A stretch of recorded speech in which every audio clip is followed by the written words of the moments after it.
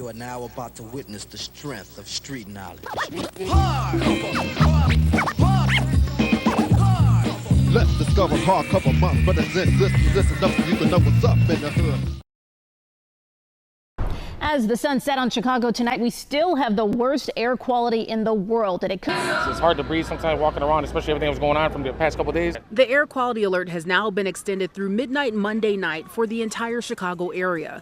The Illinois Environmental Protection Agency warning smoke could push air quality back into the unhealthy for sensitive groups category for much of the state. Basically, the case is the air quality, and right now I was just taking a look, and on the weather app, it's showing that air quality sits at 167, which is unhealthy, and we are expecting that to increase as the day continues.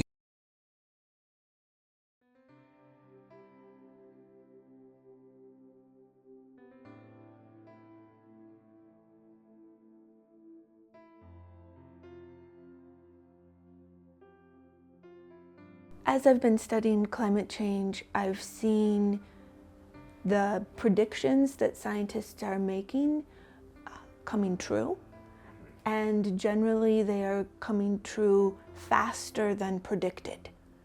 And so over the last 20 years, we've seen a lot of effects of climate change: increased heat, rising oceans, wildfires around the world. Smoke can spread, as the Canadian wildfires impacted us here in Chicago last week, and a host of other things. When I think about climate change, I feel like that things really need to be done about it.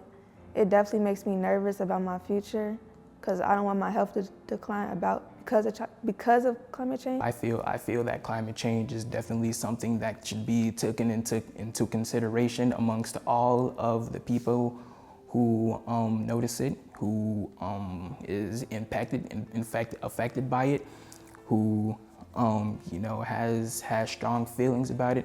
I think it's definitely something that's quite concerning, not just to me, but surely others who may feel the same way. I feel that climate change is something that's graspable. It's something that we can hold in our hands, that we have the power to, somehow change, And so, the feeling do I have about climate change is like anxious a bit, cause it's crazy. Nobody doing nothing to stop it. Like y'all just adding more. When people do come up with ways to stop it, y'all just don't want to care and don't listen. Then y'all get so upset when people say climate change is so real, nobody cares about it, stuff like that. But when somebody does say something about it, nobody bats an eye. So fires hundreds or 1,000 miles away or more that are caused by drier temperature or drier conditions due to climate change, hotter conditions, etc. Huge wildfires happen, and then that smoke moves south and east, and we experience it.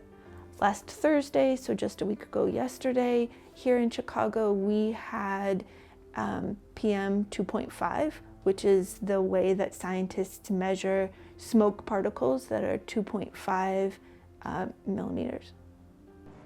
How I found out about the smoke, I went on social media, and at first I didn't think much about it because I seen the mayor was talking about how it was like smoky because of Canada. But then I had walked to the store, and then that's when I seen the smoke, and it was bad. So I was like, yeah, we gotta stay in the house. Thursday morning, I wake up, I start heading to the kitchen. I'm walking around the house, I'm getting ready to go to the bathroom, brush my teeth and whatnot. Before I do that, I walk in the kitchen, I started noticing a quite kind of a smoky smell. It almost smelled like a barbecue. I thought it was coming from the kitchen, but I didn't address it at the moment. A couple of hours later, I walked outside to grab a package. Then when I opened the door, I noticed, man, it's pretty foggy out here, ain't it? And I'm like, what's going on? What is this smell? What is this smell? Why does it smell all smoky? Why is it so foggy out here?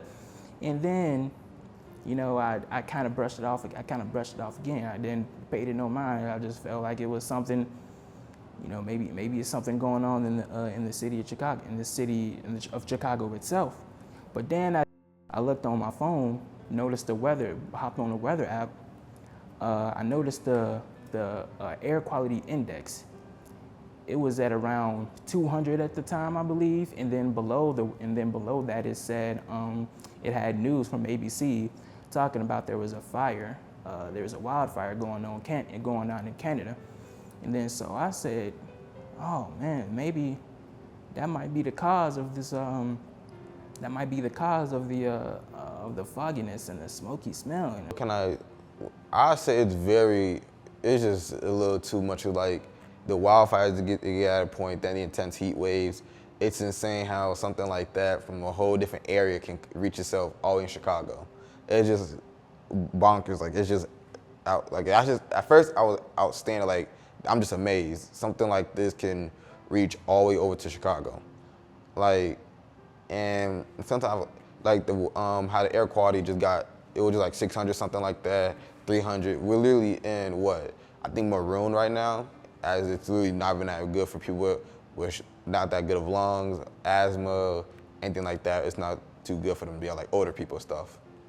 So that's all I can say for my past 2 days about the smoke.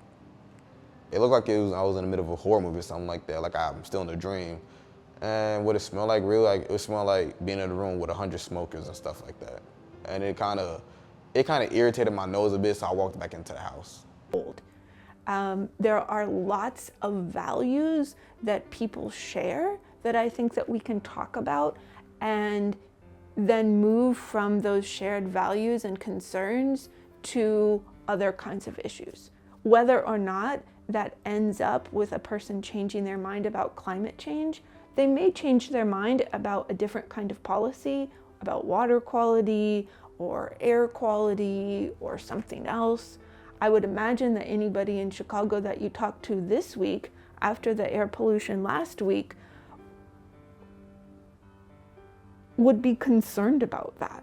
And they might be more open to talking about programs that could help get air purifiers in people's homes or other practical measures to help out. For us to help the climate crisis, we should all come together and pick up after ourselves, use less electricity, and place stricter laws on companies to reduce waste. What I believe we can do to collectively control and regulate climate crisis is that we can stop, well, maybe not stop, but reduce the amount of industrialization that's really taken an effect on the community and environment. I feel we can, put particular items in particular bins. Like a water bottle should go in the recycling bin, and the actual garbage belongs in the garbage. We can reduce the amount of smoke that's emitted into the air. Somehow make the ozone that will contribute to making the ozone layer around the atmosphere a lot stronger. And I feel us as a community should do more voluntary work around parks and the community and the environment to simply heal the environment and make the environment more stronger.